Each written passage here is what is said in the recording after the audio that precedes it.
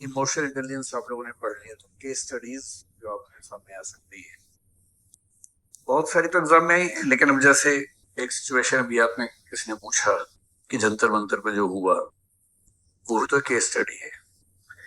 क्या पता अगले साल एग्जाम में पूछने आपसे कि जंतर मंतर वाले सिचुएशन को कैसे हैंडल करेंगे आप अगर होती है तो अगर थोड़ा सा आप एक सिविल सर्वेंट के नजरिए से सोचेंगे तो मेरे ख्याल से मामला बेसिकली इमोशनल इंटेलिजेंस का ही है और कुछ ज्यादा है नहीं। जैसे भी हमने थोड़ी देर पहले जो पढ़ा कि इमोशनल इंटेलिजेंस के लिए बहुत जरूरी ये होता है कि आप ये समझ पाए कि आपका अपना जो मेंटल स्टेट है, मूड है, इमोशन है, वो कैसा है और उसे रेगुलेट कर पाए। यानी ऐसा कुछ ना कहें, ऐसा कुछ ना बोलें जिससे बिना बात के तनाव पैदा होता। भाई किसी को आप अनावश्यक रूप से तनाव देंगे सामने वाले व्यक्ति को, परेशानी तो होगी ही। अब ये प्रशासक के लिए किसके लिए है कि एम्प्लॉयज को, स्टाफ को, जनता को ऐसे परेशान ना करें। और नेताओं के मामले में, सरकार के मामले में कि जो जनता के समुदाय आपसे नाराज हो सकते हैं वहां इस बात का ध्यान रखना है। अब मैं आपको दो एग्जांपल लेके समझाता हूँ। जुडिशरी का बड़ा सम्मान करना चाहिए, मैं करता भी हूँ, लेकिन अगर मैं अपने वर्तमान चीफ जस्टिस ऑफ इंडिया जो है सूर्यकांत, अगर दो इंसिडेंट्स की बात करूं, ये जो आंदोलन है, आंदोलन तो बहुत पीछे से इसकी बैकग्राउंड बन रही थी। कई साल से कई पेपर लीक हुए, बच्चे नाराज हैं। और ऐसा नहीं कि मामला केवल नीट का है, नीट तो एक चेहरा बन गया इस चीज का। पेपर तो और भी लीक हो रहे हैं, एसएससी में भी हुए, कई एग्जाम हुए नहीं, यूजीसी का हुआ। तो धीरे धीरे एक माहौल ऐसा बन गया कि पेपर लीक हो रहे हैं, सरकार कुछ कर नहीं रही। कई पेपर ऐसे हैं जो राज्य सरकारों में लीक हुए, पर जब जनता नाराज होती है वो ये नहीं सोचती कि पेपर किसका लीक हुआ, बस ये कि माहौल है कि पेपर लीक हुए। नीट 2026 ने इस माहौल को गहरा कर दिया। 20 बच्चों के आसपास जिन्होंने सुसाइड कर लिया, उस बात से माहौल और खराब हो, क्योंकि बच्चों की मौत इससे बुरा क्या हो सकता है। तो समाज में तनाव था। मेरा ख्याल है कांग्रेस जनता पार्टी को नीट मामले से बुनियादी तौर पर कोई सीधा मतलब नहीं था। अब अगर इंसिडेंट की क्रोनोलॉजी देखें तो कैसी चीजें बिगड़ती हैं, सरकार के लिए भी, ब्यूरोक्रेसी के लिए भी। 1.5-2 महीने पहले चीफ जस्टिस ऑफ इंडिया ने एक किसी व्यक्ति ने कोई पिटीशन डाली और उसको लगभग झड़कते हुए ये कहा कि बहुत सारे ऐसे युवा हैं जो अनएम्प्लॉयड हैं, मतलब अनक्वालिफाइड हैं, अयोग्य किस्म के हैं, और क्योंकि उनके पास कोई एम्प्लॉयमेंट के लायक कुछ है नहीं, इसलिए वो क्या बन जाते हैं, एक्टिविस्ट बन जाते हैं, सोशल मीडिया करने लगते हैं, मीडिया करने लगते हैं। और साथ में कहा कि वो लोग पैरासाइट्स हैं या कॉकरोचेस हैं। अब ये स्टेटमेंट अगर ना होती तो कांग्रेस जनता पार्टी भी ना होती। और इसका मतलब ये हुआ कि बहुत ऊंचे पद पर बैठे हुए व्यक्ति के मुंह से निकला एक वाक्य कितना भारी पड़ सकता है। आप लोग कल को सिविल सर्वेंट्स बनेंगे, आईएएस बनेंगे, कलेक्टर बनेंगे, एसपी बनेंगे, ध्यान रखना है सबसे जरूरी है अपना वाक संयम, अपनी अभिव्यक्ति पर कंट्रोल करना।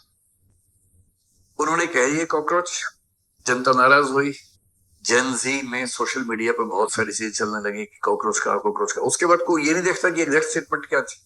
यह भी ध्यान रखिएगा, आपने एग्जैक्टली क्या कहा कोई नहीं देखेगा, उसमें से केवल एक शब्द या आधा वाक्य निकलेगा। अगर आपने पूरी बात कुल मिला के ऐसी कही हो जो अपने आप में दिक्कत की नहीं है, तब भी अगर उसमें कोई हिस्सा है तो दिक्कत का हिस्सा बनेगा। वो बात फैल गई, पॉपुलर हो गई। और तब अचानक एक लड़के ने, अभिजीत दीपके ने अमेरिका में कहा कि अगर ऐसा हो कि सब कॉकरोच इकट्ठे हो जाए, पेज बनाया, जितनी कल्पना किसी ने नहीं की होगी, शायद कितने 2-2.25 करोड़ लोगों ने उसको फॉलो कर लिया। इतनी बड़ी पार्टी बन गई।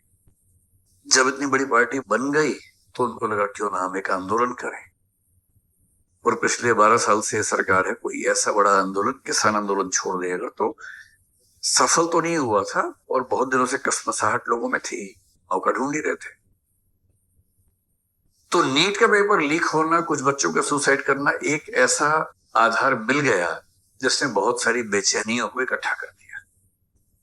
इसलिए अगर आप सोचते हैं कि जंतर मंतर पे केवल नीट वाले बच्चे आएंगे, ऐसा नहीं है। उसमें तो हर तरह के लोग आएंगे। इस आंदोलन के जो 3-4 नेता हैं उनमें से कौन नीट वाला है? कोई नहीं। वो तो जो समाज में बहुत लोग अलग अलग वजहों से नाराज हैं, उन सबकी नाराजगी को एक मंच मिलने वाली बात है। और इसकी शुरुआत कहां से हो रही है?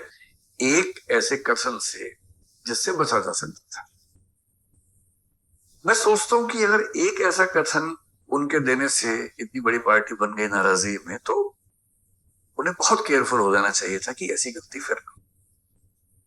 पर कल मैंने फिर एक स्टेटमेंट सुनी है कि जो जंतर मंतर पे पुलिस की हिंसा हुई और उसके बाद एक पिटीशन वहां पर हुई कि पुलिस को रोका जाए, उसकी जांच की जाए, ऐसी कुछ पिटीशन हुई। अब मान लीजिए कि सुप्रीम कोर्ट में चीफ जस्टिस की अपनी बेंच थी, 3 जजेस की शायद थी बेंच।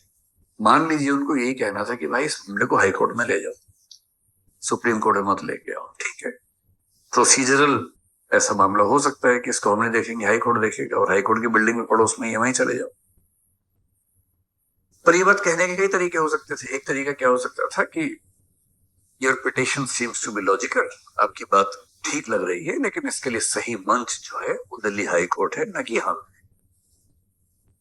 इतना कहने से शायद कोई नाराज ना होता, पर कथन क्या आया? डोंट वेस्ट आवर टाइम, हमारा समय मत खराब करो।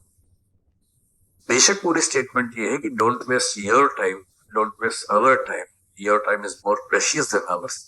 पूरी स्टेटमेंट भले ये रही है, पर ऐसे नाजुक मौके पे जब पूरा देश बेचैन है, जब मतलब बच्चों की पिटाई के विजुअल्स पूरे देश ने देखे हैं, देश के अंदर ही अंदर सरकार को लेकर, शासन को लेकर नाराजगी है, उस समय सीजीआई का फिर से कहना डोंट वेस्ट आवर टाइम, यानी बच्चों पर जो लाठीचार्ज हुआ, हिंसा हुई, उस पर बात करना, उसका वीडियो देखने की बात करना, वो आपको लगता है कि टाइम की वेस्टेज है?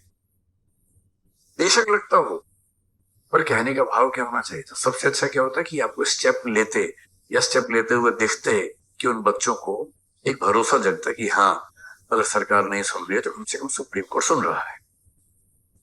नहीं संभव था तो प्यार से बोलना चाहिए भाई हाई कोर्ट चले जाओ और वहां आपका जो भी पिटीशन है सुनवाई हो जाएगी। वो भी नहीं करना था तो कम से कम खराब तो नहीं बोलना था ना। ये बोलना कि डोंट वेस्ट आवर टाइम, इसका मतलब है कि आप जो